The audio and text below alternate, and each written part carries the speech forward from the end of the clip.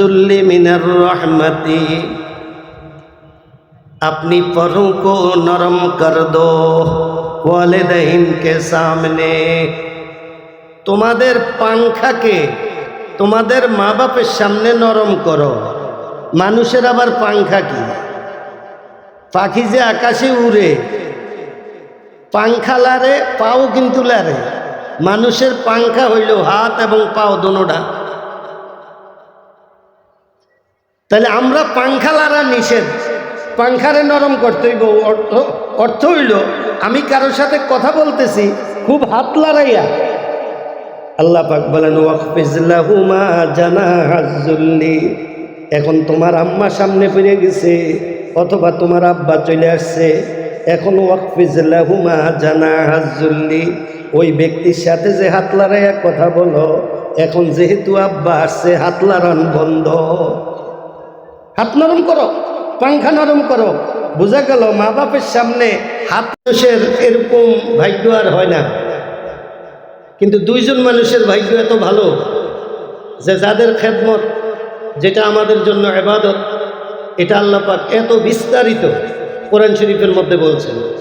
কথা বললে কিভাবে, চললে কিভাবে, হাত লাড়লে কিভাবে, বলা যাইব কি, বলা যাইব না কি, এরকম বহু বিধিবিধান কোরআন শরীফের মধ্যে আছে।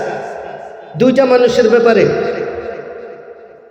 সবচেয়ে বড় আশ্চর্যের ব্যাপার হইল এই দুইটা মানুষকে মানুষ চিনেও না, চিনলেও অবহেলার সাথে চিনে।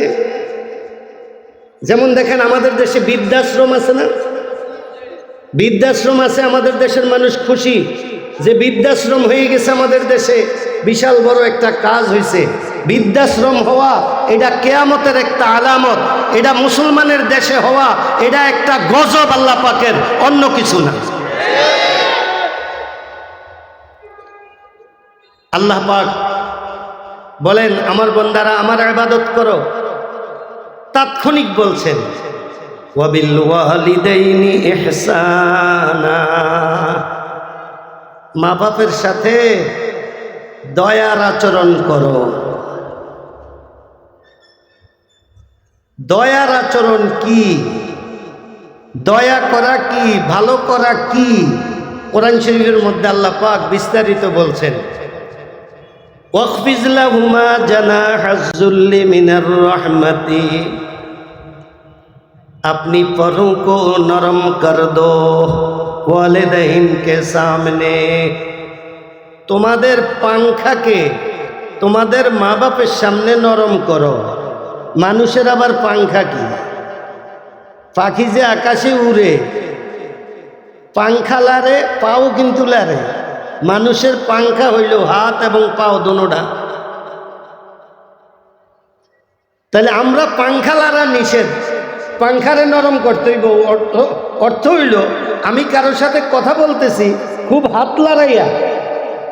আল্লাহ পাক বলেন ওয়াকফিজ লাহুমা জানাহাজ যুল্লি, এখন তোমার আম্মা সামনে ফিরে গেছে অথবা তোমার আব্বা চলে আসছে, এখন ওয়াকফিজ লাহুমা জানাহাজ যুল্লি, ওই ব্যক্তির সাথে যে হাত লড়াইয়া কথা বলো, এখন যেহেতু আব্বা আসছে হাত লড়ান বন্ধ, হাত নরম করো, পাংখা নরম করো।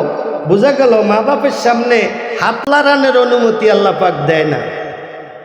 অন্য মানুষের সাথে হাত লড়াইয়া কথা বলি, মা বাপ আসছে ওনাদের ইজ্জতে, ওই ব্যক্তির সাথেও হাত লড়ানো আর অনুমতি নেই, কারণ এটা মা বাপের সামনে বেয়াদবির সামনে। পাও লড়ানোর কথা কি আবার, পাওটা কেমনে?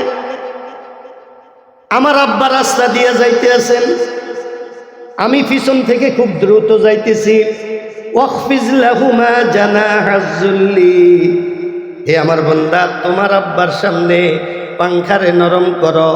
তুমি যত জোরেই হাঁটো, খবরদার খবরদার তোমার আব্বারে ওভারটেক কইরা সামনে দিয়া যাইও না, নরম করো। আমি দাঁড়ায় গেলাম, এখন যদি আমার আব্বা পিছনে তাকায় দেখে, আমি যদি বলে তুমি এখানে কেন, কোথায় যাও, বলবো যে আব্বা আমি হয়তো মোগরাপাড়া চৌরাস্তায় যাই। তো যাও, বলবে যে আল্লাহ আব্বা আপনি যেহেতু সামনে আমনেরে ওভারটেক কইরা যাইতে চাই না, তখন আব্বা বলবো না চলে যাও।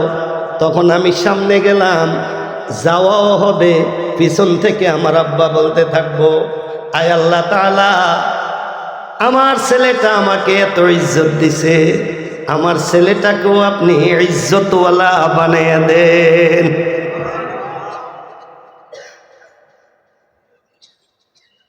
পাওলা রানেরও আইন আছে, হাতলা রানেরও। এখন কেউ যদি বলে আমি তো সাইকেল দিয়ে যাই, আমি তো হুন্ডা দিয়ে যাই, আমি তো গাড়িতে আছি, ওয়াকফিজলাহুমা জানাহাজ্জুল্লি, আব্বা অথবা আম্মা যদি সামনে পড়ে সাইকেলতে নামো, হুন্ডা থামায় দাও অথবা গাড়ি থামায় দাও, সম্ভব হইলে নাইমা কথা বলো, আর না হয় চুপ থাকো। তারা সইরা গেলে পরে সাইকেল দিয়া যাও, হুন্ডা দিয়া যাও, গাড়ি দিয়া যাও।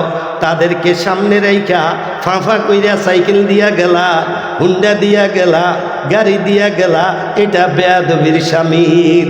ওয়াকফিজ লাহুমা জানাহাজ্জুল্লি মিনার রহমাতি, আপনি পরোं को নরম কর দো, পাঙ্খা নরম করো।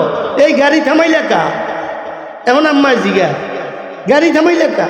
আম্মা আমনে যে রাস্তাত, আব্বা আমনে যে রাস্তাত, আমনের সামনে দিয়ে যাই কেমনে? তখন আমার আব্বা বলবো না না যাও যাও যাও। হুন্ডা দিয়া না তুমি যাও, আমি সামনে গেলাম, পিছন থেকে কাম হইব। আমার আব্বা বলবো আয় আল্লাহ তাআলা আমার সন্তান আমাকে এত ইজ্জত দিল, আমার সন্তানকেও আপনি ইজ্জতওয়ালা বানাইয়া দেন। তাইলে মা বাপের সামনে হাত পাও লড়নের একটা আইন আছে, কথা কওনের আইন আছে নি? এটা দেখি। কথা কওয়ার বিশাল বড় আইন আছে। দেখেন আমরা সবাই আসামি হয়ে যাব যদি কথার আইনের মধ্যে যাই। কথার আইন আছে, ওয়ালা